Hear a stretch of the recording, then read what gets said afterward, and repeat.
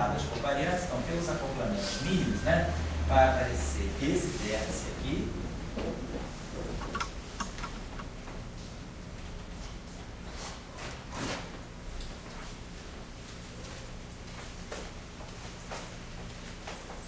isso aí, lá, e esse vértice aqui. Isso aqui é o que vem dos acoplamentos mínimos. Quando a gente faz a contagem de potências, né, a gente chega aqui, qualquer gráfico, né, superficialmente divergente, qualquer divergências primitivas, né, são dadas por essa expressão de 4 menos o número de linhas externas do campo de matéria menos o número de linhas externas do ar. Então, esse, se eu fizer, por exemplo, é A igual a 0 e é φ igual a 0, eu tenho uma divergência logarítmica. Então, eu tenho uma divergência associada a uma função de Green que tenha 4 φ nas pernas externas. Então, não vamos nem falar de vértice, vamos falar de uma categoria de função de Green desse tipo aqui. Ela vai ter 4 φ nas pernas externas. Agora, se nós olharmos, então, esse gráfico aqui é divergente. Bom, hoje eu vou falar um pouco das identidades de Ward do programa de renormalização. Mas vamos colocar assim, quando nós tínhamos derivados, quando a gente tinha falado de identidades de Ward no curso anterior, nós mostramos que na PIED espinorial existia uma identidade de Ward que relacionava a função de Green de 3 coisas. Na verdade, relacionava esse vértice aqui, a função de Green com 1 ami na perna externa e 2 férmions com o propagador do férmion. Tinha uma relação que era basicamente isso, né? Demi, gama mi, demi, gama 3 mi, x, y, z. Vou colocar, aqui eu tenho um campo ami de x na perna externa, aqui eu tenho psi barrado de y, e aqui eu tenho psi de z. A forma que nós tínhamos reduzido era essa aqui, se não me lembro bem. Aqui tinha um G, constante de acoplamento é, enfim, um delta de x menos y menos um delta de x menos z que multiplica o propagador, função de Green, 2 pontos envolvendo psi barrado psi de y menos z. Bom, é a identidade de Ward que me diz que eu tenho uma relação entre essa divergência, se essa função, se esse objeto é diverge, eu devo encontrar uma divergência também. Essas duas coisas estão ligadas por uma relação de divergência. Quando a gente vai para QED escalar, a mesma coisa acontece, mas eu não tenho nenhuma identidade de Ward para função de Green que só tenha φ na perna externa. Eu não tenho nenhuma identidade de Ward. As identidades de Ward que aparecem na QED escalar vão ser uma que vai ter um campo de gauge e 2 campos escalares, ou então 2 campos de gauge e 2 campos escalares. Mas nós não temos nenhuma identidade de Ward para 4 campos escalares, uma função de Green que só tem escalares externos. Então, isso não reduz o grau de divergência. Você poderia falar o seguinte, olha aqui, você não tem uma divergência com 4 A's aqui, se você colocar um gráfico que tenha 4 φs, 4 amis nas pernas externas, esse gráfico também é logaritmicamente divergente, é 4 menos 4. E por que eu não introduzo, então, alguma coisa como ami ao quadrado no Lagrangiano? Por que eu me senti obrigado a introduzir φ e não ami ao quadrado? Porque, vou falar hoje, melhor que existe também uma identidade de Ward, tanto na QED escalar como na QCD integral, que vai me dar aqui gama mi, né, dmi, gama mi 4, né, vamos dizer assim, a função de 4 pontos, de 4 amis nas pernas externas, né, então mi, quando a gente vai explicitar melhor isso, ela tem, a parte divergente disso aqui não recebe correção quântica, o gráfico não tem parte longitudinal divergente.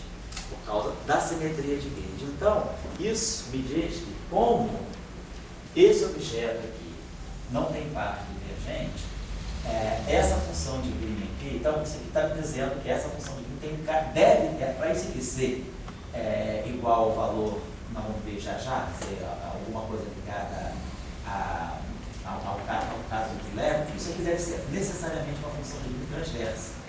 Então, essa função de Green de 4 pontos, com os 4 campos vetoriais mais externos, como o campo vetorial é transverso, essa função é transversa. Então, se ela é transversa, eu consigo fatorar esse tipo de projetor. Ela vai ser esse projetor vezes um gama 4 menos divergente, porque eu vou ter duas potências. Como esse gráfico como um todo é logaritmicamente divergente, e eu tenho uma potência quadrática no momento aqui, então, na verdade, esse cara aqui deveria ser convergente com 1 sobre o momento. Então, não tenho divergência para essa função de 4 pontos. Eu vou explicar um pouquinho melhor isso daqui a pouco. Mas, então, essa função aqui é ficticiamente divergente. Essa é convergente. Mas essa aqui é divergente. Então, isso me diz que eu tenho que normalizar algum tipo de função de Green com 4 pernas externas escalares.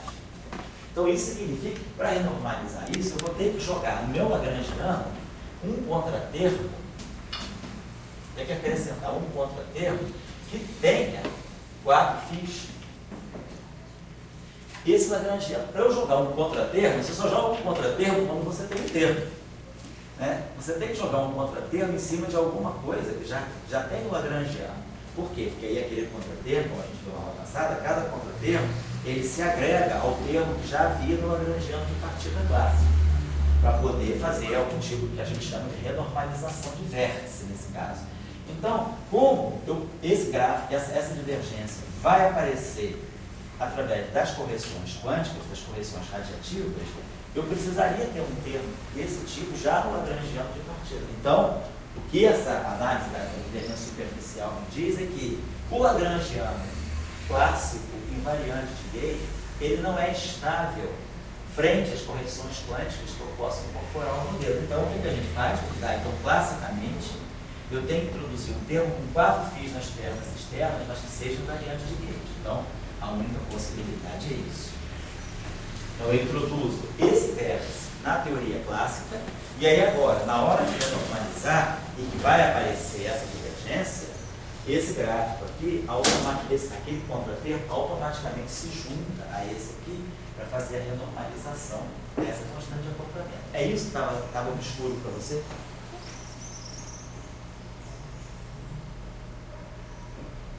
Então eu falei a mesma coisa que eu falei semana passada e não adiantou nada. O que é? Mas se você ainda não está convencido, fala. O que é o problema?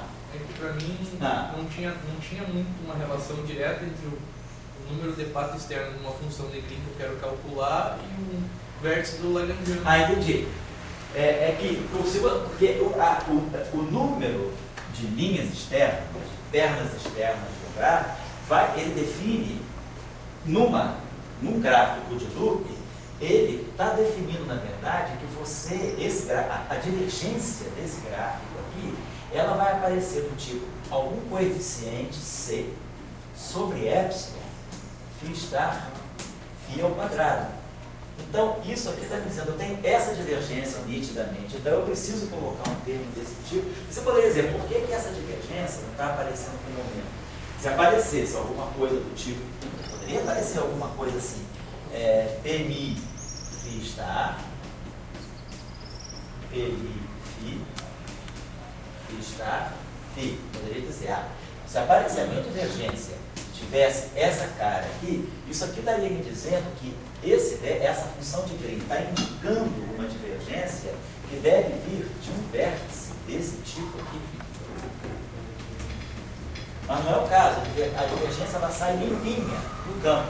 Então isso significa que você deve colocar no teu lagrangiano de partida um vértice que seja com 4 φ nas pernas externas, porque aí agora, quando essa divergência aparecer, você vai pegar, como a gente tinha feito, lambda φ estar φ. Acrescenta vamos chamar esse vértice aqui, sei lá, um capa 4 φ. Φ φ estar φ ao quadrado também. Lambda. E aí você junta tudo isso em uma única constante. Eu vou fazer aqui a escalar hoje, mas a discussão é essa. A função de Green, ela inspira você pela a divergência da função de Green, ela te diz, ela te indica quem é o termo que deveria, qual é o vértice que deveria estar no Lagrangiano de partida. Então você faz essa ponte entre o que você falou é verdade. Você não vê em primeira instância a relação entre uma função de Green, um certo número de pernas externas, uma certa categoria de função de Green e o vértice do Lagrangiano. Mas aquela função de Green, aquela estrutura de pernas externas, ela vai dar uma divergência que é polinomial nos campos. E aí, isso aqui, a estrutura da divergência, então a divergência que sai quando você calcula esse gráfico aqui, é essa. Aí você fala, então essa divergência aqui está me dizendo que eu deveria ter no Lagrangiano de partida um termo de φ estar φ ao quadrado, e não um termo com derivadas de φ, por exemplo. E aí você, já que não tem, você coloca e fala, bom, agora eu refaço o programa. Então a teoria, o modelo, ele fica renormalizável porque você introduziu os acoplamentos que não estavam presentes, mas que a contagem de potência pediu. Por isso que eu falei para vocês que é sempre importante, o primeiro procedimento, fazer uma contagem de potência, porque ela já vai te dizendo se você está saindo de um Lagrangiano que é estável, porque quando você quantiza, o que está acontecendo aqui em termos de campos quânticos é que você quantiza aqui a escalar sem esse termo aqui.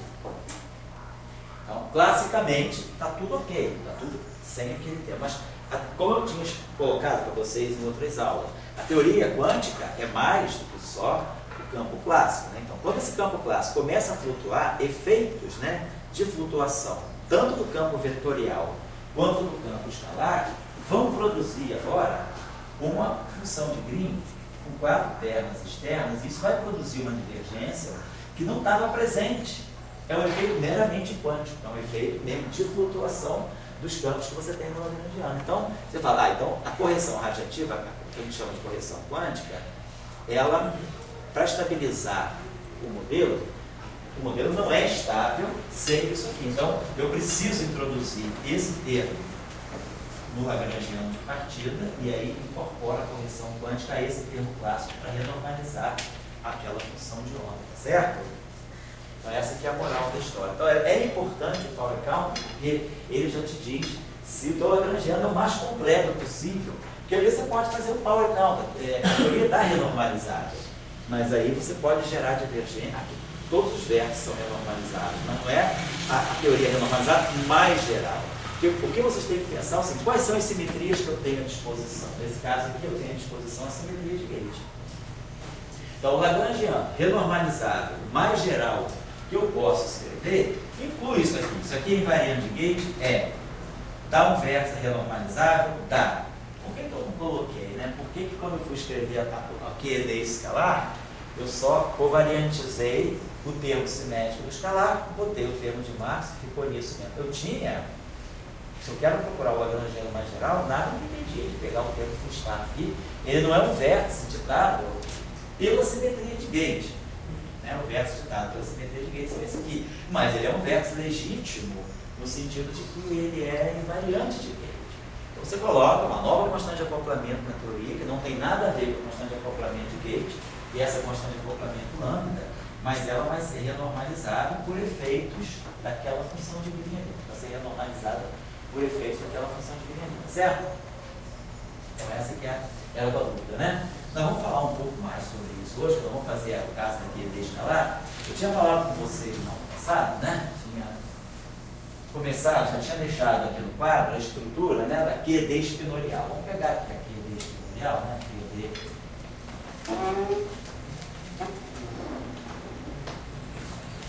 Então, a gente tinha que a estrutura da QED espinorial era o termo máximo. Vamos pensar naquele esquema que nós fazemos. A gente parte do Lagrangiano, voltando para o Lagrangiano clássico, né? Para ser quantizado. Então, introduzimos o gauge fixo para efeito de cálculo do propagador. E aí aqui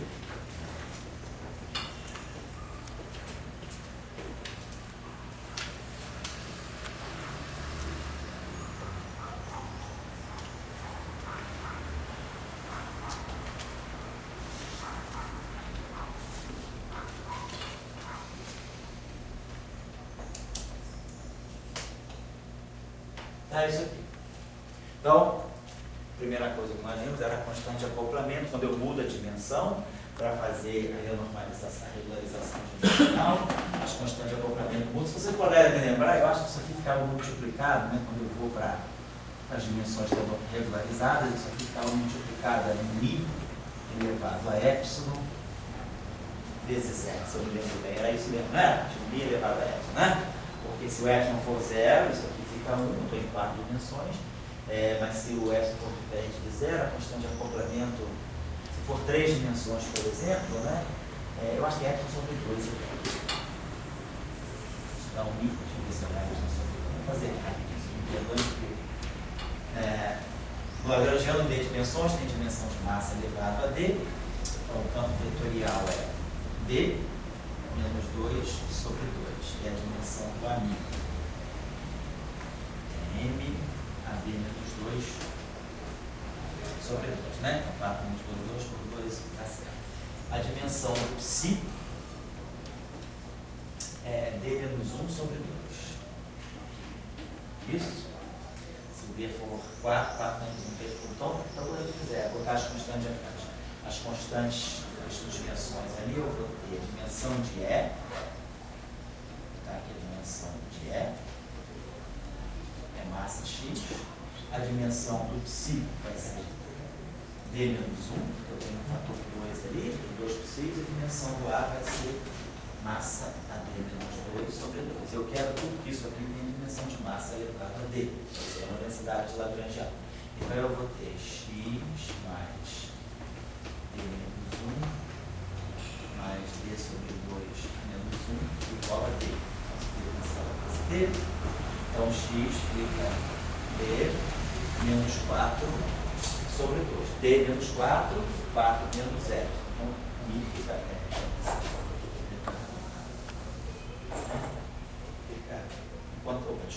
igual a x mais isso igual a 0. Então o x fica menos epsilon mais epsilon sobre 2, tá certo? Então é mi elevado a epsilon sobre 2. Então eu estou em d dimensões, a minha constante de acoplamento, que é, né, a QED, ela vem essa dimensão, isso aqui em d dimensões, ela tem essa dimensão. Se d, por exemplo, for 3, epsilon é 1, então fica a dimensão de massa meio. Se D for 4, epsilon é 0, fica adimensional. Não tem dimensão de massa. Então é só para isso. Bom, então nós já fizemos aí o Lagrangiano então, de contratermos. Vamos escrever aqui. O Lagrangiano de contratermos. Então, cada divergência, né? Então, esse termo aqui nós vamos ter divergências que vão vir da função de onda. Nós vamos ter a função de 2 pontos divergentes. Então, vou colocar aqui um kappa. Vamos chamar isso aqui de kappa A F mini ao quadrado. Então vai aparecer um termo com infinito dessa expressão, correspondente a isso.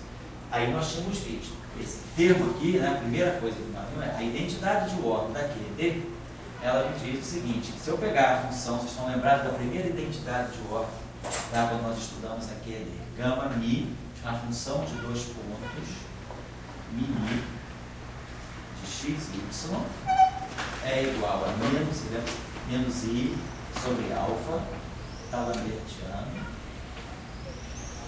delta 4 de x menos i. Isso aqui justamente é o gate fix, né? Isso aqui era a parte de gate fix. Isso aqui, então, nada mais é do que o próprio dmi do gama 2 mini gama 2 livre no nível x menos y, x. Então a gente ia mostrar o seguinte: essa identidade de ordem, ela me diz que quando eu computo a função de Green mais geral com 2 termas externas de φ de A, algo assim, a divergência, essa função de Green pode ser a mais robusta possível, N loops, né? Não importa quantos gráficos de Feynman eu calculei isso aqui, a divergência dela vai dar sempre o mesmo valor da divergência que a função de Green de 2 pontos tem a trilégua, que é simplesmente a parte de gate fix. Então, isso aqui, a parte longitudinal, isso aqui justamente é a parte longitudinal. longitudinal, isso aqui está medindo a parte longitudinal, então nós não temos renormalização da parte longitudinal. A parte longitudinal da função de 2 pontos, tá? Isso aqui é tudo transverso, isso aqui é tudo longitudinal, ela não recebe correção nenhuma de loop. Então, sempre que eu calcular um loop, sempre que eu calcular essa função aqui, ela vai dar divergente. Mas quando vai dar divergente no sentido ultravioleta, vai dar do tipo 1 sobre S. Mas quando eu colocar o demi disso aqui, a parte que tem divergência cancela. Então, a divergência, a parte longitudinal dessa função de Green não tem contratermo, ela não tem divergência. Então, esse termo aqui, eu vou escrever assim, não vou colocar contratermo. Não pede contratermo, não tem divergência. Depois, o campo interno vai ter a divergência, vou ter que colocar aqui kappa, psi barrado, e psi. Vou ter uma divergência associada ao termo de massa. Vai aparecer o infinito proporcional à massa, que vai ser esse termo aqui.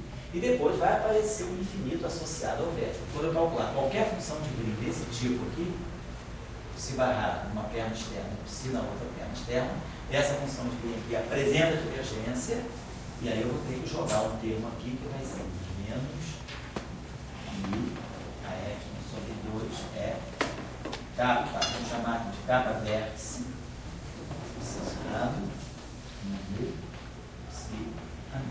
então, isso aqui é o lagrangiano de contratermos.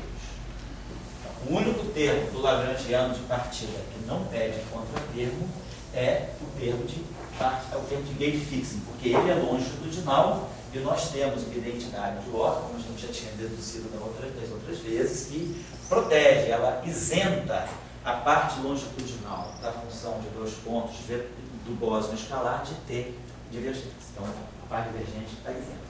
Então, esse termo aqui, com esse termo aqui, eu vou juntar, né? Quer dizer, vai aparecer, na verdade, 1 mais kappa, vamos colocar assim, né? Demi, ami, então podemos colocar assim, ami, da lambertiana, mini, ami. É aquela parte transversa. É o F mini e F mini. Então, o que a gente faz? A gente incorpora esse fator aqui no A. Então, a gente vai dizer o seguinte, que 1 mais kappa a meio, atuando no ami, vai definir para nós o que nós chamamos de um campo perto. E aí a gente diz, tudo isso que eu estou fazendo, eu estou saindo, na verdade, então, o meu lagrangiano clássico, eu suponho, né, eu tomo esse ponto de vista, ele é escrito em função daquilo que é renormalizável, o contratermo, tudo que é renormalizado, são os campos, tudo renormalizado. Então, na verdade, o que eu estou fazendo é isso aqui. Então, isso aqui fixou, isso que nós chamamos, então, esse termo aqui, nós colocamos sobre essa forma, CA elevado ao meio, A renormalizado. Então, essa aqui é o que a gente chama de renormalização da função de onda do campo vetorial. Então, ele pede, então, o contratermo, o infinito está aqui. É esse cara aqui que é de ordem 1 sobre S. Esse infinito vem aqui do contratermo. Isso tudo se junta para gerar aquilo que nós chamamos de renormalização da função de onda do campo vetorial. Esse segundo termo aqui vai acontecer, ele está sozinho. Então, quando a gente for, e ele está lá assim, ele é 1 sobre 2 alfa dmi ami renormalizado ao quadrado. Então, quando eu for já aproveitar essa definição do renormalizado na função inversa, eu vou ter aqui, ó, 1 sobre 2 alfa dmi, e esse ami renormalizado ele vai ser CA a menos meio vezes esse. Então, aqui quando eu colocar aqui o B ao quadrado, vai aparecer aqui um CA a menos 1. Porque, na verdade, eu estou colocando esse menos meio aqui, e aí esse menos meio ao quadrado vai dar menos 1. E aí esse 1 sobre alfa CA a menos 1, eu vou interpretar como parâmetro alfa B. Então, esse cara aqui é o alfa renormalizado. Então a gente cria uma definição também, que vai ser o alfa beta, vamos ver, o alfa renormalizado, aqui eu tiro o quê? O alfa beta vai ser, vamos botar então o contrário, 1 sobre alfa beta vezes CA a menos 1. Vamos deixar como está, vamos deixar assim. Vou botar esse cara aqui, 1 sobre CA. Ou assim, 1 sobre CA. Isso aqui é o alfa beta. Ou seja, o alfa beta é a relação que a gente vai deixar é alfa menos 1. Opa, deixa eu usar mais aqui, 1 sobre alfa, né? Perdão, isso aqui é 1 sobre alfa. Alfa beta. Tá, então desculpa aqui. Pô, esse carinha aqui, que eu mesmo fiz a confusão para vocês. Nós ficamos com isso aqui. Eu tenho esse cara aqui, 1 sobre alfa ZA, esse aqui é o denominador, é isso aqui que eu vou interpretar como o alfa beta. Então, a gente cria também isso aqui, a renormalização da função de onda atuando no parâmetro alfa. O parâmetro alfa que está no Lagrangiano de partida é o que eu digo que é o renormalizado. Isso aqui me dá o alfa beta. Então, eu sei que o termo de gauge fixo, ele também, após a incorporação do contratermo, ele mantém a mesma forma que o termo de gauge fixo do Lagrangiano de partida. Vamos agora fazer a mesma coisa para o psi. Então, esse termo aqui, 1 mais kappa m, vamos fazer a mesma historinha que a gente fez aqui. A gente vai dizer que 1 mais kappa psi a meio, psi normalizado, vai ser o que nós vamos chamar de psi beta. E aqui de novo eu vou chamar esse troço aqui de z psi a meio. Vamos lá. Z psi a meio. Segue o mesmo padrão. O termo de massa, então, ele já vai trazer, né? Quer dizer, quando a gente incorporar esse termo aqui, vai ficar 1 mais kappa m. Eu esqueci de botar o outro, tá? Porque o infinito sai proporcional a m, realmente. Isso aqui sai necessariamente sai direitinho proporcional a m. Então, esse termo aqui é 1 mais kappa m. M, psi barrado psi, eu vou querer interpretar como sendo o m beta, psi beta barrado, psi beta.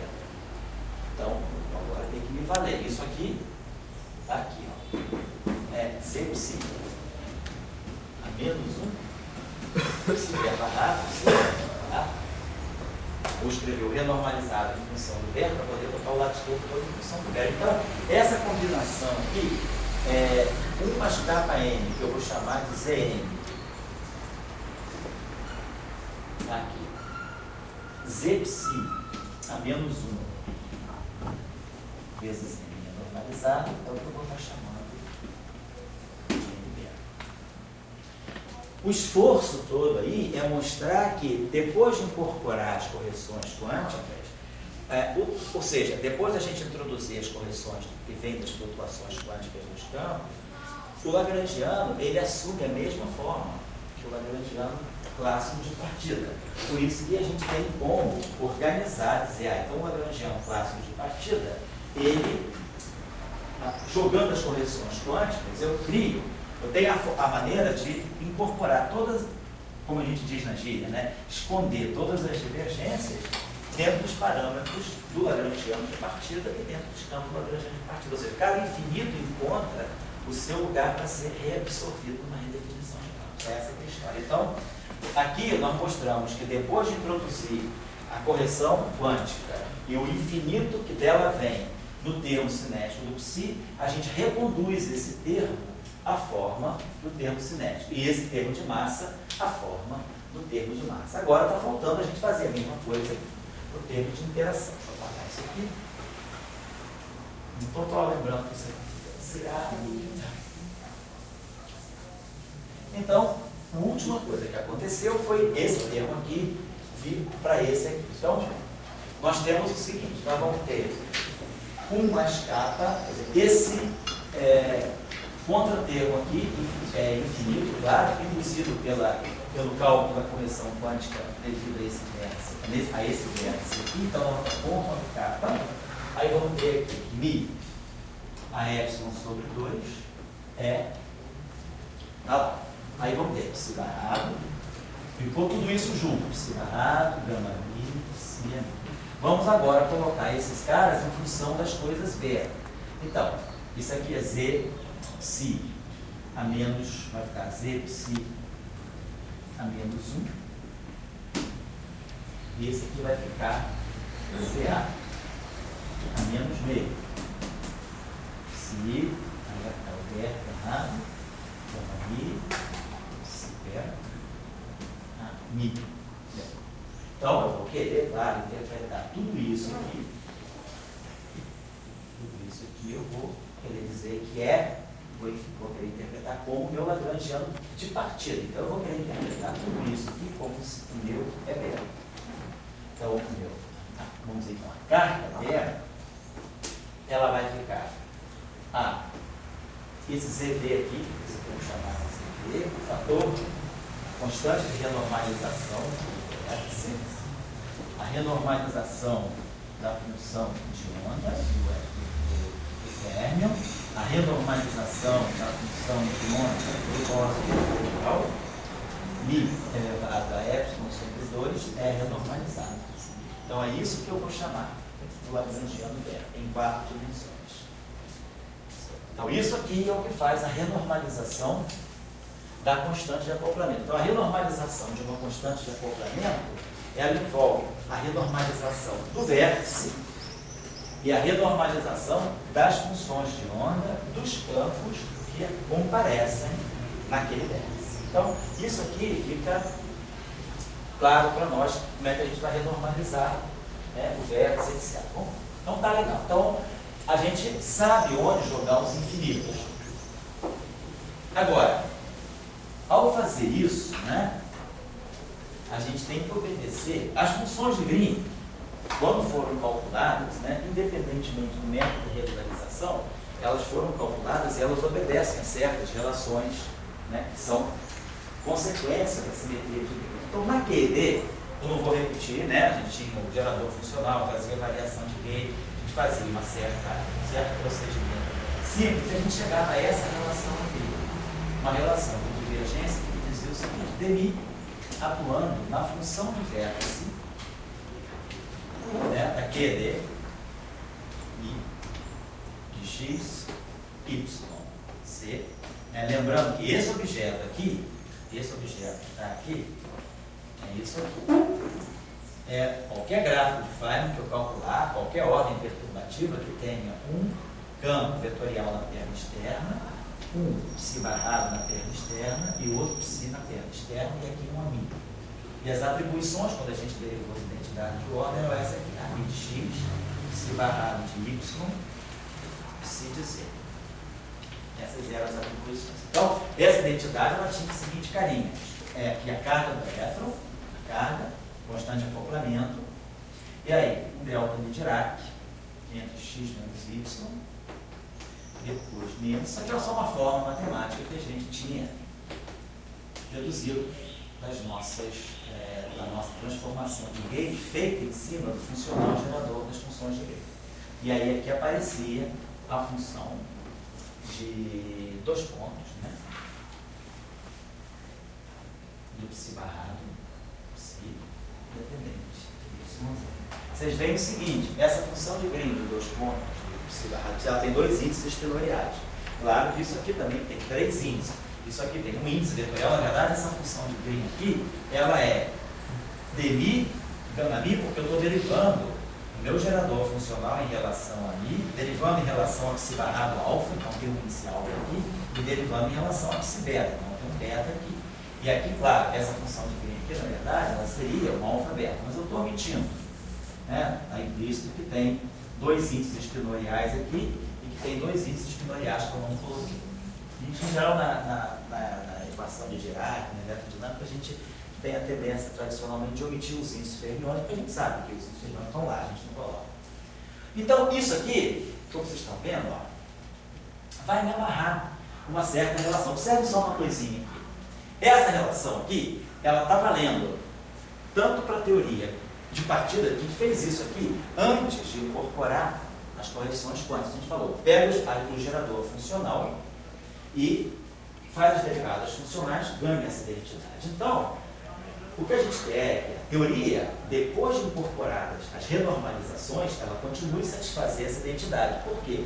Porque eu quero que a teoria renormalizada, ela também seja invariante de gate. Essa expressão na teoria quântica é a expressão da invariância de gate, que eu tinha colocado para vocês nas nossas discussões do curso anterior, né? No início desse curso lá, é que na teoria quântica, onde é que a gente vai ver a invariância de gate que eu tinha na teoria clássica?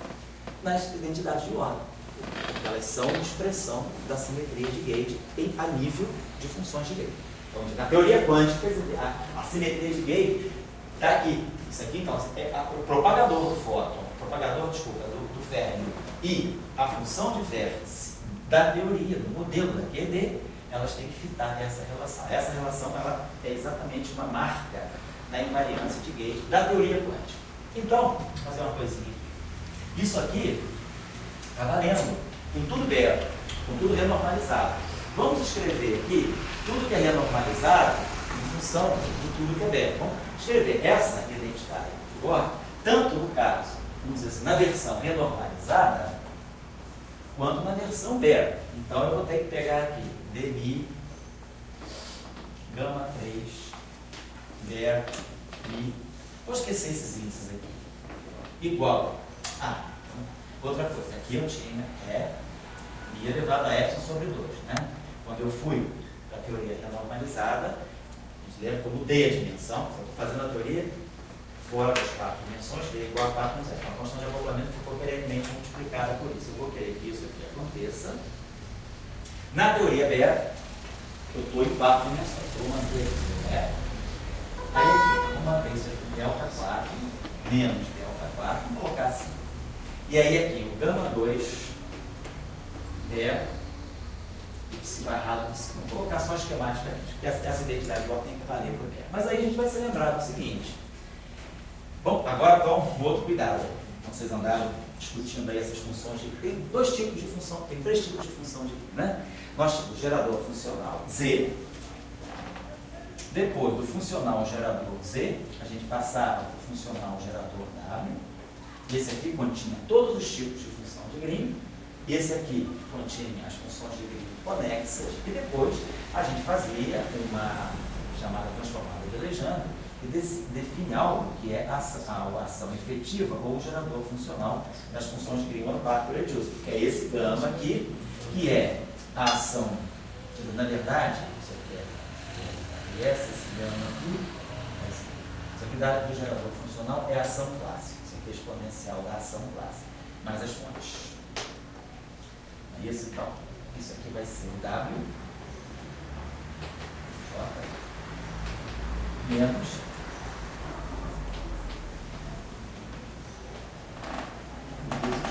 não sei se vocês estão lembrados disso.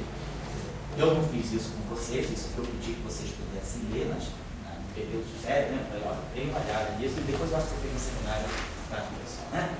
Então a gente está passando dessa função de Green para essa função de Green. Mas a gente sabe que a receita, até o Tião falou isso com vocês, do teorema, né, do LSZ, da decomposição LSZ. O que acontece é o seguinte, essa função de Green gama nada mais é do que, quando eu pegar uma função de Green na forma gama, uma função de Green que depende dos campos externos, que é a função de Green chamada one-part reducible, ela nada mais é, vou pegar aqui as 3 pontos, né, por exemplo, a função de 2 pontos, um campo, outro campo. Ela é a função de Green vezes, para cada perna de place, que são 2 pernas externas, para cada perna externa eu multiplico pelo inverso do propagador. Essa é uma forma funcional. Então, nós sabemos que o gama de 2 campos, né? Quando eu tenho 2 campos aqui, né? Na verdade, nada mais é do que o inverso do propagador. E é isso que nós sabemos, né? Isso aqui é o inverso do propagador. Quando a gente pega a ação, olha lá, φ está lambertiano mais M2 φ. Isso aqui, esse núcleo aqui que fica entre os 2 campos, isso aqui é O gama, quer dizer, é a função de Green, ação efetiva a 2 pontos, livre. Isso aqui é justamente o inverso do propagador. O propagador é 1 sobre a lambertiana mais M2. É isso que nós estamos redescobrindo aqui. Essas funções de Green aqui, elas são exatamente aquelas funções de Green que a gente lê da ação. Por exemplo, o que seria a função de Green gama 3, a trileve, essa aqui. A minha ação, a trileve é isso aqui, psi barrado, gama mi, psi a mi. Então, a minha função de Green é o recheio, né, dos campos. Então, o meu vértice aqui, D, justamente, ele sai assim, com a mi, psi barrado, psi, e aqui entra mi é gama mi. Então, isso aqui seria, vamos dizer assim, o gama 3 é o trileve. Essa função de Green aqui, o gama, né, a função de Green, o parte do Wilson, ela é produzida dessa forma. Ela é produzida, por exemplo, a gama 3, ela tem um campo vetorial na perna externa, psi barrado e psi. Então, isso aqui é a função de Green W, é a função de Green conexa. Quando eu multiplico pelo inverso do propagador do fóton, multiplico pelo inverso do propagador do psi. E como eu tenho 2 psis nas pernas externas, eu multiplico por outro inverso do propagador, isso aqui é que é o meu gama. Meu gama, então, como a gente diz, eu quando calculo a função de Green, o que nós temos na função de Green, nas pernas externas, são propagadores. Lembra quando a gente fez a diagramática do Z? Então, eu tinha falado para vocês, pega um exemplo só, a segunda ordem da constante de acoplamento. Aí a gente vê, de cada ponto que a gente calcula a função de Green, sai o propagador. O papel dessa função gama é cortar fora o propagador, multiplicar pelo inverso do propagador, que é para limpar a função de Green dos propagadores das pernas externas. E aí, em cada perna externa, eu coloco o campo no lugar do propagador. É isso que está fazendo a função de Green quando parte com o eixo. Então, na passagem daqui para cá, vamos só ter atenção que a gente vai ter que multiplicar por alguns fatores. Vamos aproveitar isso aqui tudo, isso aqui é importante para nós, deixar isso aqui, que é o seguinte, quando eu pego, então, gama 2, vamos pensar assim, quando eu pego gama 2 de psi barrado psi, isso aqui então é a função de Green, P, né? Vamos botar o produto ordenado P, psi barrado psi, multiplicado pelo propagador de um campo na perna externa, pelo inverso do propagador, a outra perna externa. Então tá legal. Então, a função gama 2 psi barrado psi nada mais é do que, no final de tudo, o inverso do propagador, psi barrado psi a menos 1. Então vamos pensar o seguinte, se isso aqui é a coisa renormalizada, se tudo isso aqui está escrito em termos do renormalizado, vamos escrever agora o renormalizado em função do beta, né? Então, a nossa relação era z psi a meio psi renormalizado, que é o psi beta. Então, psi renormalizado é z psi a menos meio psi beta. Então, vou ficar z psi a menos meio aqui, z psi a menos meio aqui. Então, vai ficar z psi a menos 1, z psi a 1, então vai ficar um z psi. E aí, o psi barrado, o psi, tudo beta, a menos 1. Mas isso aqui nada mais é do que o gama 2. Psi barrado, psi. Então, essa relação aqui já fica tirando. A gente já sabe, deixa eu apagar isso aqui, que o gama 2 é, quer dizer, o gama 2 é normalizado, faz, né? E o gama 2 é normalizado, é z psi, função de nome do psi, gama 2 é psi barrado psi. Estou chamando a atenção de vocês pelo seguinte, aí a primeira impressão, quem não está acostumado com isso, o cara pensa o seguinte, a gama 2, então a gama 2 está associada ao psi barrado psi. Então o cara fala, se isso aqui é renormalizado, então isso aqui é z psi a menos meio, 2 vezes z psi a menos 1, psi beta psi. Então o cara fica, então isso aqui é o meu gama 2 beta, o cara ganha exatamente, né, que a relação entre o beta e o renormalizado é o fator oposto. É porque às vezes a pessoa esquece que a passagem, na verdade, o que nós estamos tirando aqui não é a função de Green, que é o propagador, que é justamente o produto dos campos. Essa função de Green é essa aqui sim, é esse campo vezes esse campo. Então, se isso aqui é renormalizado e isso aqui é renormalizado, então isso aqui é z a menos meio ver, z a menos meio ver. Mas aí tem que multiplicar por isso e por isso. Por isso que muda o sinal do Z. Então, a potência do Z. Tá? Então, vamos colocar. Vamos fazer a mesma coisa aqui para vocês, que vocês vão ver só. Quando eu pego essa função renormalizada, então isso aqui é o seguinte, eu tenho a mi, essa é a função de green que eu estou considerando. E aí eu vou ter que multiplicar pelo propagador inverso do A, pelo propagador inverso do psi, para poder tirar as pernas externas dos propagadores e deixar os aqui. Propagador inverso do psi. Então, esse é o tempo. Então, isso aqui é o meu gama 3, seja beta ou seja renormalizado. A estrutura dele é essa aqui. Então, se isso tudo aqui é o gama 3, vamos dizer assim, renormalizado, então, tudo isso aqui é renormalizado. Então, o AMI renormalizado é CA a menos meio, a beta. Esse cara aqui é Z-psi a menos meio, Z-psi a menos meio, Z-psi a menos meio, né? E aí vai ficar aqui, lá, tudo isso aqui é beta. Beta, se barrar beta, se beta. Aí aqui, tudo aqui é renormalizado. Eu vou querer escrever em função de beta. Então vai aparecer de novo, CA menos meio, CA menos meio. Vai aparecer CA menos 1, vai aparecer aqui no CA. E aí aqui vai ficar A, B, A, B, A menos 1. Aqui é a mesma coisa, vai ficar Z-psi. Tudo isso aqui é renormalizado. Então vai ficar menos meio, menos 1, mais 1. E aí aqui tudo beta. Psi beta, psi beta. E aqui é a mesma coisa. Vou simplesmente botar aqui um quadrado e aqui um psi beta. Eu vou retomar. Se isso não estiver claro, eu não vou para frente. Não adianta ir para frente se isso não estiver claro. Então o que vai acontecer? Esse carinha aqui, com esse carinha aqui, com esse carinha aqui, com esse carinha aqui, é o que vai me dar o Z beta. Então a gente está vendo o seguinte, esse cara renormalizado, essa função de Green renormalizada, ela é CA menos meio com CA, dá CA a meio.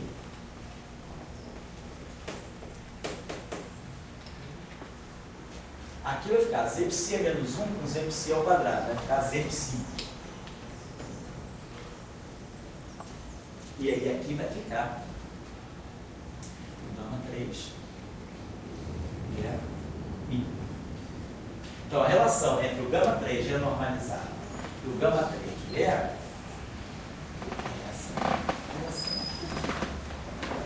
Certo? Olha pessoal, não adianta, eu sei que vocês não são crianças, né? Não estou querendo desrespeitar vocês, não, mas só se não estiver entendendo, não adianta eu ir para frente com essa simbologia, que eu já passei por isso. A primeira vez que eu vi essas coisas assim, tudo com uma tacada só, eu fiquei perdido e copiando o que o meu professor falava, só que o meu professor era muito impaciente e era muito grosso também. Então, qualquer coisa que a gente perguntava a ele, quase debolava a gente lá na Itália. Era o único professor grosseiro, lunático que eu tive na CISA, foi esse. E por acaso, por infelicidade, eu fiquei sozinho fazendo o curso dele. Então só tinha eu e ele. Ele se recusou a dar as notas para eu ler. Não, eu tenho que dar aula. Ele me botava ali, estava dando aula de terno, e olhando para o fundo da sala, espero que os senhores estejam entendendo, não sei o quê. De vez em quando me interrompia. E daí isso aí? Sabia, irmão? Eu só não sei. Mas senhor, não sei o que. Aí, e às vezes eu perguntava uma coisa, ele, não entendeu? Ele falou, não entendi. Aí eu comecei a ficar com medo, parei de perguntar, só copiava, eu tive um monte de símbolo. Então, e foi justamente um pouco isso. Graças a Deus, depois eu tive aula no segundo ano, eu fiz outro curso de campo, com outro professor, né? Muito tranquilo e tal, do salão de onde se assistir. Aí eu podia perguntar, todo mundo perguntava. Então, eu sei que é horrível a gente ficar copiando coisas que a gente não entende. Então, ninguém está aqui para isso, né? Não estou dando matéria, estou discutindo coisas com vocês. Então, se vocês quiserem que eu repasse um pouco essa relação entre a função de Green usual, a função de Green conexa e a função de Green one-part reducible, né? Vendo o que aparece em todos esses fatores aí, tudo bem. Se vocês acharem que é uma coisa que vocês... Não é tão complicado. Se eu sentarem na minha sala, eu vou saber reproduzir. A questão não é nem reproduzir, a questão é entender, saber o que está acontecendo. Eu estou à disposição. Não adianta a gente chegar lá na frente e vocês terem que ficar sozinhos depois estudando isso, perdendo tempo estudando isso sozinhos. Se a gente quiser discutir aqui, eu não sei se ficou clara a relação, eu estou caminhando, mas se vocês quiserem interromper, a qualquer instante, podem interromper. Bom? Então, aí, nós estamos fazendo o seguinte. Então, a moral da história aqui, então, justamente vamos só refazer o que a gente está fazendo. A gente tem o Lagrangiano, tem o modelo clássico de partida, faz o power counting e usa os instrumentos que a gente tem. Power counting é normalizável, a gente sabe que essa discussão, às vezes, é uma discussão precária, é apenas uma discussão inicial. Nós vimos um exemplo de uma teoria, não power counting, mas as potências, né, as dimensões e massas das constantes de acoplamento. Elas podem ser adimensionais, mas nós tivemos exemplos de não renormalizabilidade, no caso de Broca, por exemplo. Mas faz a contagem de potência. Então, fazendo a contagem de potência, a gente vai levar em conta todos os propagadores, todos os vértices, e a gente tem a pior divergência possível, né? Então, olhando a contagem de potência, você vê a teoria sob a forma mais pessimista possível. Se pela contagem de potência der renormalizabilidade, a teoria tem tudo para ser renormalizada. Só não é se tiver sutilezas que são muito particulares, mas em geral é. Então, fazemos a contagem de potência, identificamos todos os tipos de divergência e vemos que todos os tipos de divergência, todas as funções de Green que divergem, elas têm a mesma estrutura que os vértices que estão no Lagrangiano de partida. Então, eu falar, todas as divergências que eu gerei estão dentro de funções de Green que eu posso reconduzir a vértices do Lagrangiano. Aí vocês vão, pegam o Lagrangiano de partida, jogam os contratermos correspondentes. A única coisa que furou um pouco esse procedimento foi a parte do gate fixing, mas não precisamos jogar um contratermo divergente para o gate fixing. Por quê? Porque a parte longitudinal do propagador do campo de gate não se renormaliza, ela não recebe correções infinitas. Então, eu não preciso jogar um contratermo para a parte longitudinal quadrática. Então, aquele termo que era 1 sobre 2 alfa d mi ao quadrado, ele não pediu um contratermo. Isso não significa que o alfa não seja renormalizado. O parâmetro alfa, ele sofre renormalização, como nós vimos, mas só pelo ZA, pela função de onda. A renormalização que eu imputo no alfa é aquela que já veio da função de onda do fóton, no caso da QED. Ela não pede uma renormalização independente. Eu não precisei jogar um contratermo Z alfa. A renormalização, o que aconteceu ali foi simplesmente pegar o termo de gate fixing e reescrever em função dos campos beta, tudo beta. Mas ela não induziu o contratermo. O resto não é verdade. Todos os outros termos induziram, todos os outros termos da ação induziram o contratermo. Aí eu pego esses contratermos, vou reunindo os termos originais e redefinindo o que é beta e o que é renormalizável. Nosso ponto de vista é, se a teoria é renormalizável, o Lagrangiano de partida é o renormalizado. O Lagrangiano de contratermos é escrito em função de tudo renormalizado. Aí eu pego o Lagrangiano de partida com tudo renormalizado, mais Lagrangiano de contratermos com tudo renormalizado, empacoto tudo sob a forma de tudo beta. Campos beta, parâmetros beta. Foi isso que nós fizemos. Agora, tem um outro ponto. As funções de Green, elas diferentes, elas obedecem a identidade de ordem, que são expressão da simetria de gauge nesse caso. E aí, como a renormalização desse objeto envolve certas constantes de renormalização, e a renormalização desse objeto envolve outras, e a carga que está aqui, ela também é renormalizada, no fundo, para que a identidade de ordem beta e a identidade de ordem renormalizada sejam satisfeitas, eu vou ter que provavelmente ter relação entre esses objetos aqui. É isso que eu quero deixar claro para vocês agora. Então, nós pegamos a identidade de ordem escrita para a teoria, para tudo renormalizado, na versão renormalizada. Então, tudo isso aqui é renormalizado. Vou querer escrever essa mesma identidade na versão beta. Então, para isso, eu preciso relacionar essa função de Green renormalizada com essa função de Green beta. Essa carga renormalizada com a carga beta. Deixa eu colocar aqui. E essa função de Green renormalizada com essa função de Green beta. É isso que eu estou fazendo agora. Então, o discurso agora que eu fiz foi: qual é a relação entre uma função de Green gamma, uma função de Green one part irreducible, beta, e a função de Green one part renormalizada. Então, o que nós achamos foi sempre assim, né? Os campos, vamos dizer assim, os campos, eles sempre que eu tiver um campo, vamos dizer assim, o campo Z, vamos dizer, função de Z campo, a estrutura é sempre essa, elevado a meio, vezes o campo renormalizado, vai dar sempre o campo B. Por quê?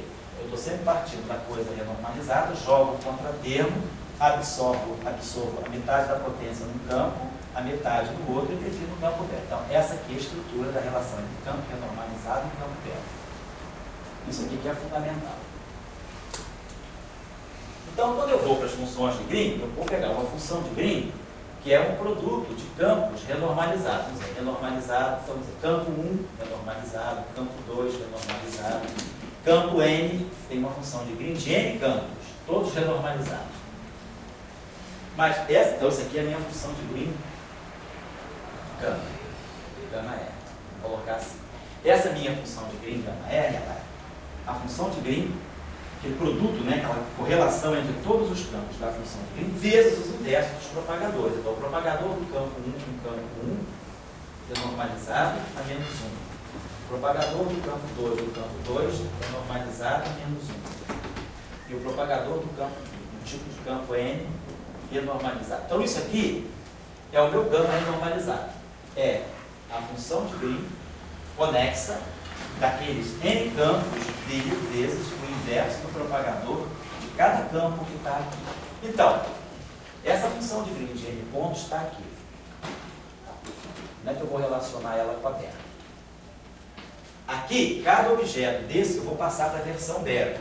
Então, eu vou pegar cada objeto desse a menos meio, para poder passar para cá. Escrever isso em função disso. Vai ficar cada um deles. Então, eu vou trazer um Z campo, simbolicamente, obviamente, né? Eu vou trazer um Z campo a menos meio N vezes. Eu vou fazer um procedimento desse tipo para cada campo. Então, vai aparecer um fator menos N sobre 2 aqui. Depois, aqui, eu tenho renormalizado, renormalizado. Então, vai aparecer um fator aqui, Z a menos 1. Z a menos 1, a menos 1 vai dar 0. Depois aqui a mesma coisa, então vai aparecer um Z campo N vezes. Né? Porque cada um desses aqui vai pegar o menos 1, mas está menos 1, vai ficar 1, N. E aí eu vou ter tudo em função do beta. Então a gente vai ter sempre o N com menos N sobre 2, tá? N sobre 2. Então a relação que a gente vai ter vai ser sempre desse tipo. A função de Green de N pontos, one part reducible, é a renormalização de cada, as funções de onda, as renormalizações de função de onda elevado a N sobre 2. Gama B.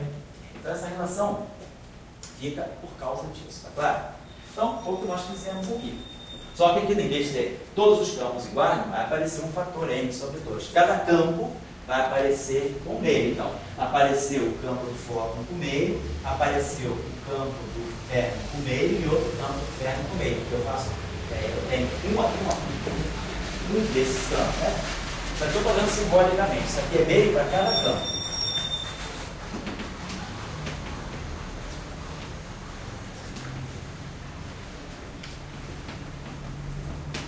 Então, o campo do fóton não aparece uma vez, então vai ficar CA meio. O campo do fóton do elétron, do termo, aparece duas vezes, Z psi meio, Z psi meio. Então, isso aqui é a relação entre esse carinha beta e esse carinha renormalizado. Esse aqui é a relação, de novo, aqui vai ficar, são dois campos iguais, né? Dois da mesma família. Então fica N sobre 2 é 2 sobre 2, não, tá legal. Agora, quem é esse carinha aqui? Quem é o renormalizado em função do beta? Então, esse carinha aqui, vamos botar tudo isso aqui em função do beta. O E, isso aqui é o E renormalizado. Então, E renormalizado vezes mi é meio, eu posso escrever como sendo E beta, e aí vai ficar renormalização do vértice menos 1, renormalização do psi a mais 1, estou invertendo aquela relação, e ZA meio.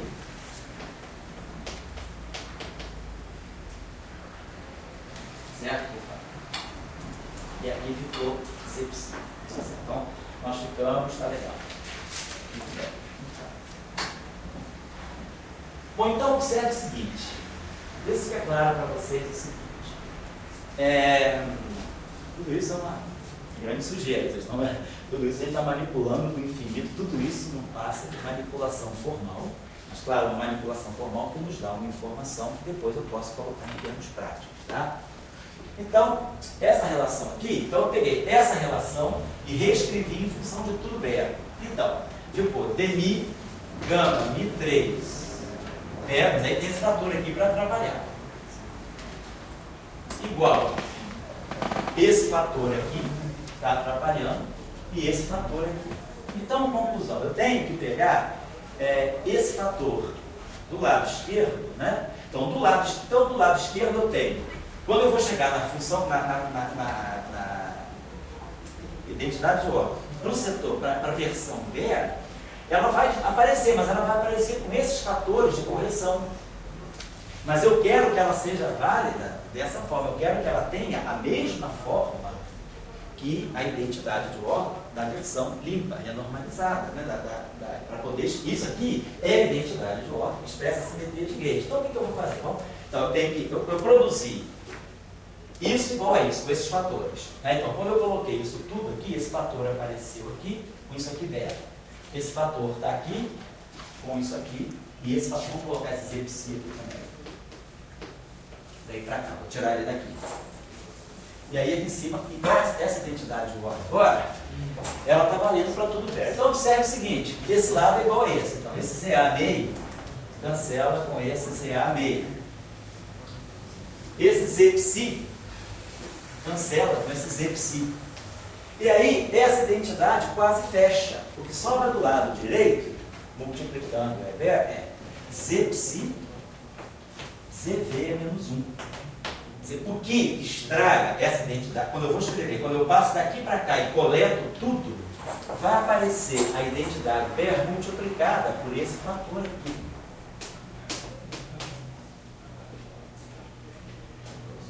Que é um fator coletor de infinitos. Está tudo aqui. A verdadeira Bangu 2. Toda a galera, né, todos os bandidos estão aqui dentro. Está tudo aqui. Né? Agora, para essa identidade valer, eu preciso que seja 1. Tão simples quanto isso. Então, o que a gente mostra é que a identidade de ordem, no fundo, ela está me dizendo uma coisa. Quando você renormaliza a função de onda do fermion, você vai gerar um contratermo que é igual, isso aqui tem, isso aqui é 1 mais psi, então o kappa psi é igual ao kappa v. Então, pessoal, isso é uma informação altamente não trivial. Isso está dizendo o seguinte, se eu calcular essa função de Green, psi barra psi, não importa, pode dar a n loops, calcula essa divergência aqui, tiro a parte, calcula essa função de Green. É divergente? Tiro a parte divergente dela. A parte divergente dela é kappa psi sobre epsilon. Aí você calcula um gráfico de Feynman totalmente diferente dele, que é esse aqui. Tira a parte divergente da kappa v sobre epsilon. O que você está mostrando essa identidade se você calcular isso, já não precisa calcular isso, porque esse contratermo tem que ser igual a esse. A simetria de Gauge já vai te impor isso. Então, o papel da identidade de ordem, ela já vai te dizer que você não precisa calcular certos infinitos. Por quê? Pela simetria, claro, a identidade de ordem pode sofrer ataques. Pode sofrer ataques das anomalias, porque isso é um outro discurso que eu nem vou cobrir nesse curso. Isso aí é um discurso para o próximo curso, que eu vou pedir a pessoas até mais competentes nessa área para falar sobre isso. Né? Eu acho que tem gente que pode falar de anomalia bem melhor do que eu prefiro que essas pessoas que estão à disposição falem.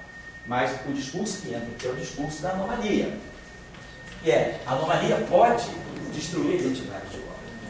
E aí você perde essas informações. Mas se você não tiver anomalia, se o discurso da anomalia for superado de alguma forma, o que você está mostrando é que essa função de Green e essa função de Green tem exatamente a mesma parte divergente. E aí, essa identidade de ordem é satisfeita. Então, o que sobra aqui, então, é que na hora de renormalizar a carga, a constante de acoplamento, ZV, Z psi é menos 1, isso aqui é igual a isso, então isso aqui cancela. Então, a renormalização da carga do elétron na QD nada mais, ela é feita única e exclusivamente pela renormalização da função de onda do elétron. Então significa o seguinte, quando eu calculo esse gráfico aqui, eu automaticamente já estou renormalizando a própria carga do elétron, não só a função de onda, mas a própria carga. A massa do elétron, ela sofre outro efeito, é outra renormalização. E isso é muito importante. Esse gráfico de polarização do vácuo, na verdade, ele vai estar medindo a renormalização da carga. Então ele vai estar ligado à função beta, que é o objeto de estudo da nossa próxima aula. Vamos pegar as funções, né, que são os coeficientes do grupo de renormalização, e a função beta, que é o que vai dar para nós a ideia da liberdade assintótica. Então, na QED, normalmente numa teoria de Gauge, para renormalizar a constante de acoplamento, eu tenho que renormalizar o vértice, tenho que renormalizar todos os campos que comparecem naquele vértice, fica esse produto de... Mas na QED, a invariância de Gauge, a identidade de ordem, faz com que isso cancele isso, nós aprendemos. Então, basta eu calcular esse gráfico, que eu automaticamente já estou renormalizando a carga para ela. Então, esse é um dos bônus, né, da identidade de ordem, no caso da QED. E outra coisa, então, a QED, ela é muito menos divergente do que parece, porque toda divergência está aqui. A renormalização, né? Tem um trabalho interessante no Dirac sobre isso, que eu posso trazer referência para vocês. A informação sobre a renormalização da função de onda, na verdade a QED, eu posso até mesmo fazer finita a renormalização da função de onda do elétron. Então, na verdade, aqui eu preciso disso aqui, basicamente. Renormalizando a função de onda do fóton, eu estou renormalizando a constante de acoplamento. Então, é uma coisa que não é trivial, porque para renormalizar a carga do elétron na QED, eu precisaria renormalizar o vértice, renormalizar o psi, renormalizar o A. Mas aí, essa identidade do O cancelou esse com esse. Então, esse cara cancelou esse, não preciso nem fazer. Então, basta fazer isso. Isso não é trivial, isso acontece só em teoria de Gauge. Tá claro? Então, isso aí, na próxima aula, quando a gente for falar da função beta do grupo de renormalização, a gente vai ver que o cálculo dessa self-energy na QED é muito mais importante do que possa aparecer. Por exemplo, na teoria lambda F4, isso não é o caso.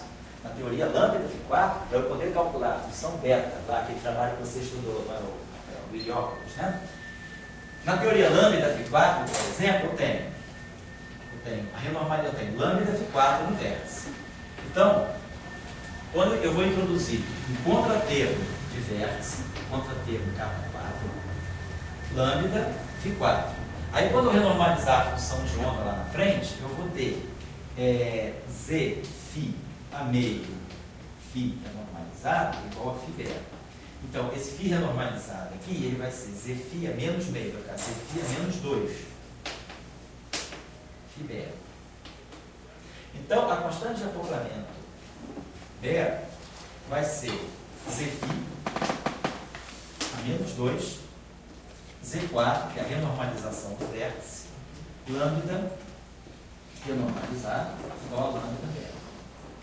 Então eu tenho que renormalizar, seja o vértice, então eu tenho que calcular gráficos desse tipo, como eu tenho que renormalizar a função de onda, como eu tenho que calcular gráficos, eu preciso calcular essa estrutura, eu preciso calcular essa estrutura, misturar aqui e aqui, eu estou ganhando a renormalização da constante de acoplamento.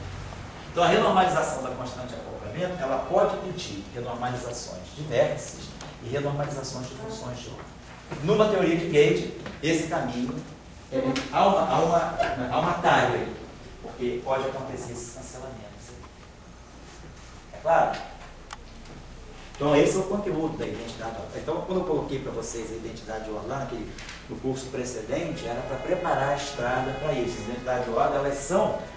então, numa teoria de Gauge, como eu falei com vocês, então, há uma simetria que é muito forte, o poder da simetria de Gauge que vai organizar essas igualdades desses infinitos de diferentes gráficos do Phi. Mas a teoria, quanto mais simetrias nós tivermos, mais esses contratermos são organizados. Por isso que, inclusive, né, As únicas, quer dizer, até década de 80 não havia teorias quânticas de campo finitas no ultravioleta, até que apareceu as teorias de Super-Yang-Mills a partir de 81, N igual a 4, por exemplo, N igual a 2. O que acontece numa teoria de Yang-Mills supersimétrica é que nós temos não só a simetria de Gauss, mas como nós temos também outras simetrias, como simetrias internas da supersimetria, que fazem com que haja relações tão restritivas entre esses contratermos, que a solução é kappa, todos os contratermos são zero. Porque aqui a gente não mostrou que nada é zero, a gente mostrou que um é igual ao outro. Mas às vezes tem uma relação desse tipo, depois tem outro. Então eu ganho um conjunto de equações com um certo número de incógnitas. Quando eu vou olhar a solução do sistema imposto pelas simetrias, é que algumas, as constantes de renormalização, os contratermos dão todos zero. Então a teoria ela é tão simétrica que os contratermos começam a se zerar, ou seja, ela fica finita de tão simétrica que ela é. Então, quanto mais simetrias a gente tiver, a gente espera, a gente sabe que tem mais identidade de ordem, então a gente espera que tenha mais relações entre contratermos. E, de repente, a gente pode ter tantas relações entre contratermos que a gente obriga eles a serem zero. Vincula tanto eles que eles desaparecem. Então, essa mais ou menos é a estratégia das teorias supersimétricas. Elas conseguem fazer teorias finitas, muitas vezes por isso. Foi o caso, por exemplo, da supergravidade, porque a grande expectativa de se ter uma supergravidade e uma gravitação quântica finita vinha do número de simetrias advindas da supersimetria, que aí começou a mostrar que a supergravidade é um loop, os contratermos morriam. Há 2 loops, os contratermos morriam. De tanta simetria que tem, os caras morrem. Mas aí se viu que há 3 loops, alguns deles reapareceram. Tá clara a moral da história? Claro que isso aí são coisas técnicas. Eu falei com vocês, teoria da renormalização é aquela coisa que você precisa colocar a mão para você entender. Você tem que encontrar o teu jeito de entender a renormalização. Cada um tem um jeito de entender. Eu só consegui entender o dia que eu sentei, claro, conversei com algumas pessoas que me influenciaram e fizeram entender melhor. Mas teve outras pessoas que me confundiram grandemente. Eu tive as discussões que, claro, o cara sabia, mas do modo dele, eu não conseguia me ficar em sintonia com a explicação que ele me dava. De repente, com outras pessoas, eu consegui perceber e, na média, eu fui sentando, refazendo, vendo, é isso. Eu me lembro que eu passei um período, quando estava preparando o meu exame de campos quânticos, meu segundo exame de teoria quântica de campos, no segundo ano, que aí caía modelo padrão, caía tudo, eu passei os 3 meses só estudando isso, assim, me concentrando pesadamente só nisso para poder ter o meu discurso, para poder entender. Então é aquela coisa que você precisa ver de um tempinho para você estudar e você construir a tua compreensão, que é diferente da minha. E aí quando vocês forem dar aula disso, a visão de vocês pode ser diferente da dos estudantes de vocês também. Então isso aí eu acho que é preciso você dar uma margem do cara entender. Eu estou trazendo os elementos para vocês, os ingredientes são esses, as peças do quebra-cabeça são essas. Mas pronto, você falou que se situou muito melhor no livro, eu te dei um livro que você achou muito melhor do outro, você se situou melhor no pensamento de quem você falou? Por exemplo, você achou muito melhor o Pesky do que o outro. Então isso aí são coisas, é o cara que está em ressonância, ele te dá uma explicação que eu vou nessa direção, isso me convence. Então, renormalização é um pouco isso, porque tem muita ambiguidade no meio da discussão, então cada um precisa, é que nem análise combinatória, né? Se você não sentar e encontrar a tua maneira de saber fazer aqueles fatoriais, não adianta ter regra, não tem fórmula, né? E o cara de repente entende de um jeito, a cabeça dele funciona com uma organização e atua com outra. Então, a análise combinatória tem um fator individual que é muito importante. Eu acho que a teoria da renormalização também tem um fator individual que é importante. Como eu falei para vocês, um livrinho despretensioso, como todo bom livro inglês, né? Um livrinho despretensioso, não tem vergonha de ser fino, não tem vergonha de falar pouco, é o livro do Nash, de teoria quântica de campos. É ótimo aquele livro. Aquele livro ali você aprende aquelas coisas que você tem vergonha de perguntar. Aí ele já te diz, você não precisa pagar o livro, né? O Nash de teoria quântica de campos. É muito bom. Ele te dá os ingredientes, aí você entende. Depois que você entende, você pode complicar. Aí você complica à vontade. Você pode pegar um livro russo, pode pegar um desse físico matemático, mas você tem que ver alguém te falar uma coisa assim. O Nash é bom porque ele não tem vergonha de ser simples. É um livro excelente. Da década de 70. O Nash, como é o livro do Heidegger também, igual os livros ingleses por isso. Eles não têm vergonha de ser simples, né? São livros simples, objetivos, curtos, né? Você vai pegando as coisas. Você não tem tudo ali, não é enciclopédico. mas ele te ajuda a entender. Então o Nash é muito bom. Tem um outro ali que é o Collins. Você conhece? Esse Collins, por exemplo, ele é um pouquinho mais enrolado. Ele não é tão claro, mas ele é um livro mais completo. E ele é bom. Se você passa, lê o mesmo capítulo, sei lá, 3, 4 vezes, você vai ler, fica em crise. Lê de novo, vai tira umas crises. Vai lendo. Você, na 4ª leitura, você se sente menos imbecil. Eu me sinto até hoje, cada vez que eu leio aquele livro, eu descubro uma coisa nova, que eu nunca pensei nisso, mas é isso. Então é aquele livro para você ler eternamente. Tá? É um livro bom, bastante. Teoria de campo é assim, cara. E olha, a gente vai eternamente aprendendo, cada dia a gente aprende uma coisa.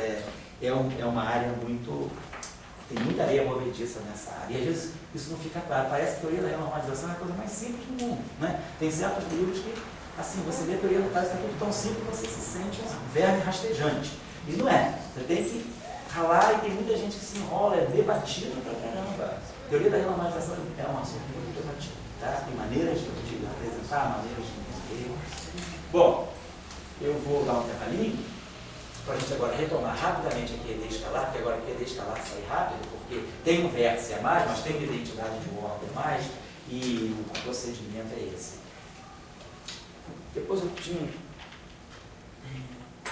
coisa sobre um lugar que vocês poderiam ler um assunto interessante também, só sempre ligado à renormalização, é o trabalho, um trabalho simples, né? É o primeiro trabalho de renormalização de teorias supersimétricas, e o trabalho, o tempo todo, esse trabalho é assim, é uma dança de identidades de ordem, só que as identidades de ordem da supersimetria. É o trabalho do Iliopoulos, o amigo Iliopoulos, e Zunino, Bruno Zunino. É um trabalho de 75. É o Nuclear Physics B, 75. Manda 75. É um trabalho em que eles fazem a renormalização do modelo de Festa-Zunino.